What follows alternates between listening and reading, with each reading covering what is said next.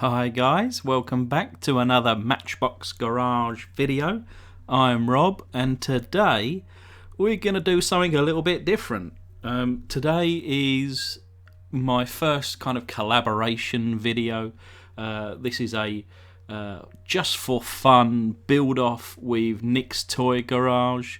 I shall link his channel and his video for the entry to 4x4 build off in the description below.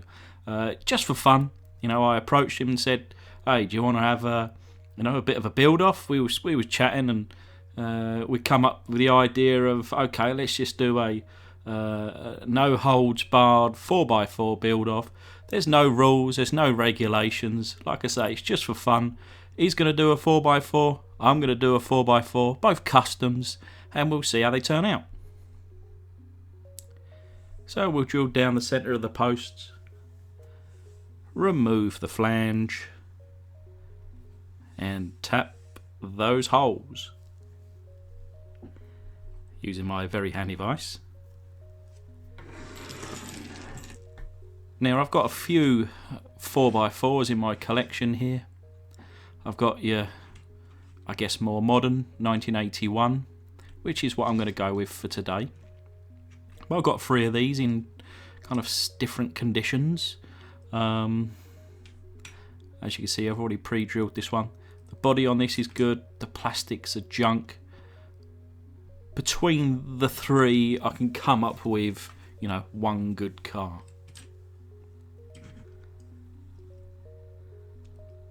See, this one's got the bull bars on it. So is this, in a different colour. Like I say, once I put a few bits together, I know I can work something out. Now these are some of my other cars, some of the other 4x4s. This is an older one from 1971, I think. This shape with the engine coming through, and these ones even earlier. But those perhaps will be for more restoration.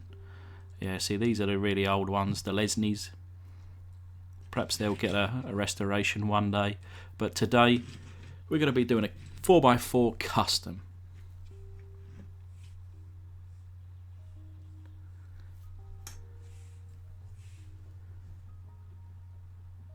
Now you can see all of those cars have lost the kind of windscreen area, so we're going to have to go with this one just because it's got the windscreen. But I used the plastics from a different car and pulled out these bits from another. Of course, it's missing the bar in between, but we can replicate that. That shouldn't be a problem.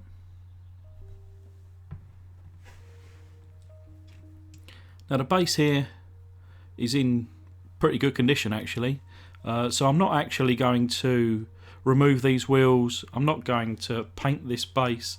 I'm going to leave it kind of standard. Put that to one side for now, and let's get on to stripping. So I use the caustic soda method. Chuck it into some boiling water.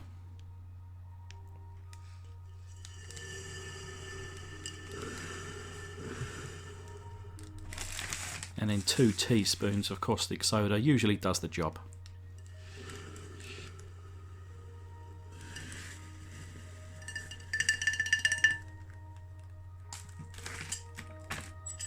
Just a couple of minutes later, it's been rinsed off, and this is what we're left with. So there's a couple of little bits of paint here, as you can see, especially on the bottom there, that have hung on. Perhaps needed another 10-15 seconds in the solution, but at the same time it easily comes off with my wire wheel here. So we'll go to the little paint booth. Put some primer on here. If only my camera would focus. And just in case, I use the Tamiya Fine. This is a grey. So we paint the kind of inside and underneath first. There's a few nooks and crannies with this one, a few little angles to try and get everything. So I certainly had to kind of twist and turn and duck and dive, and just to make sure that I covered every surface.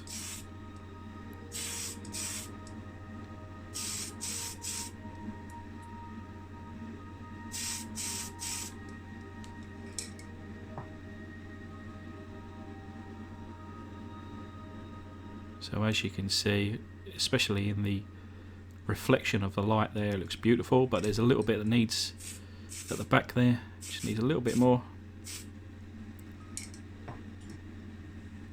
And look at that, like glass, beautiful. Also take the interior, because I'm going to be painting the interior too, so we just put a little light coat of the primer there.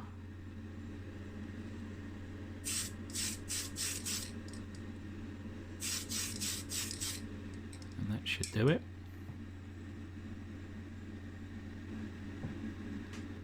Now with the body of the car, now this car I'm going to make it into like a military style car. This is a kind of matte green colour. I'm going to go on the actual metalwork. So that's the windscreen here.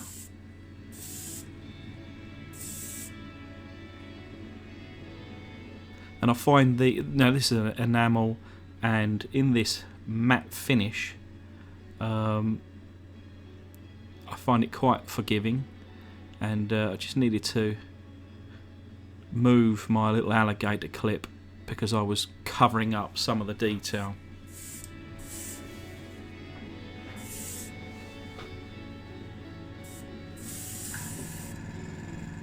Got some nice detail actually on this window section of all the dials and gauges. Looks really cool actually.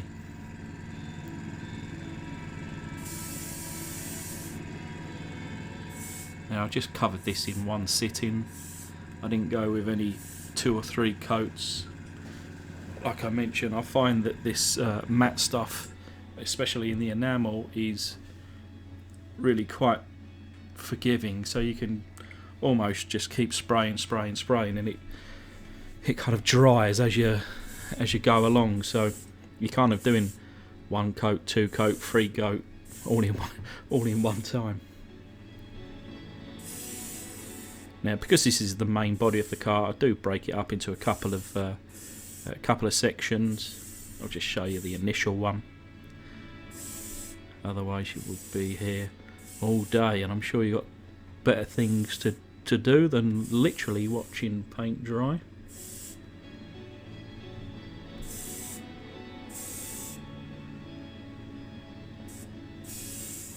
But as a reminder, certainly have a look in the description, have a look at Nick's attempt at a custom 4x4. I myself have yet to see it, so we can all see it together. Quite excited. It'd be great if we can get Nick over or hitting that 1,000 subscriber mark. I think the last time I looked, it was around about 650, 700 subscribers. So an extra 300 of you watching, go and subscribe over there. That would be fantastic.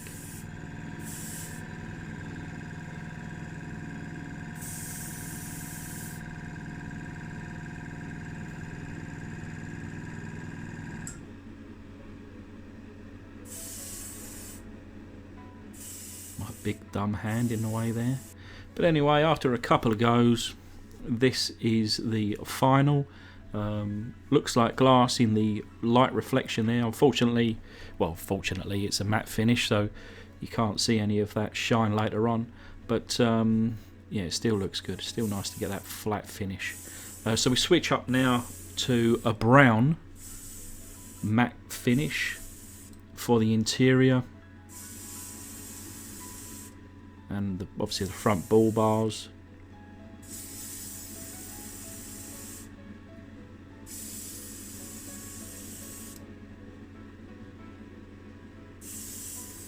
You could probably almost see that it's drying in front of your eyes, so you know it's hard to really get this too wet.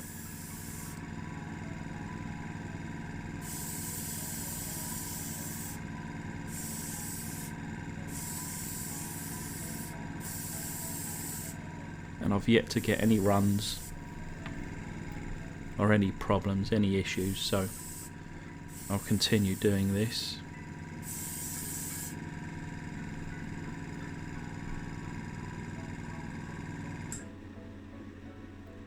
Just turning it around, making sure that we've got coverage of everything everywhere,